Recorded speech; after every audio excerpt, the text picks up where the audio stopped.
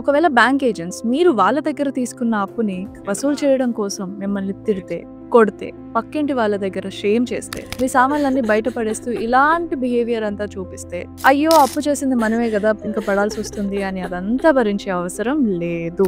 ఇది నేను కాదు, చాలా కేసెస్ లో హైకోర్టు ఇంకా సుప్రీం కోర్టే చెప్పాయి. ఒకవేళ బ్యాంక్స్ కానీ మీరు వాళ్ళ దగ్గర తీసుకున్న అప్పుని కానీ వసూలు చేయాల్సి వస్తే లీగల్ గా ప్రాపర్ ప్రొసీజర్ తో వెళ్ళాలి. ఇద్దరు వాళ్ళు రెస్పెక్టబుల్ గా మీతో సెటిల్మెంట్ అయినా మాట్లాడాలి, లేదంటే మీ మీద ఏదైనా సివిల్ ఆర్ క్రిమినల్ ఏదైనా కేసు ఫైల్ చేసి డీల్ చేసుకోవాలి. పేపర్ ప్రొసీజర్ తో వెళ్ళాలి. అంతేకాని మిమ్మల్ని తిట్టే హక్కు కానీ, కొట్టే హక్కు కానీ, మీ సామాన్లని బయటపడేసే హక్కు కానీ, మీ పర్సనల్ లైఫ్ లో మీరున్నప్పుడు మిమ్మల్ని ఇంటర్ఫియర్ చేసే హక్కు కానీ వాళ్ళకి లేదు. అందుకని మీరు బ్యాంక్ మీద యాక్షన్ తీసుకోవచ్చు, ఈ ఏజెంట్ మీద కూడా యాక్షన్ తీసుకోవచ్చు. ఒక క్రిమినల్ కేసు అనేది ఫైల్ చేయొచ్చు. These are the level of legal rights available to you. Just because మీరు అప్పు చేశారు అని చెప్పేసి వాళ్ళదంతా దౌర్జన్యం మీ మీద చేసే హక్కు వాళ్ళకి లేదు. మీరు ఆ ఇల్లీగల్ బిహేవియర్ అంతా కూడా భరించే అవసరం అస్సలు లేదు.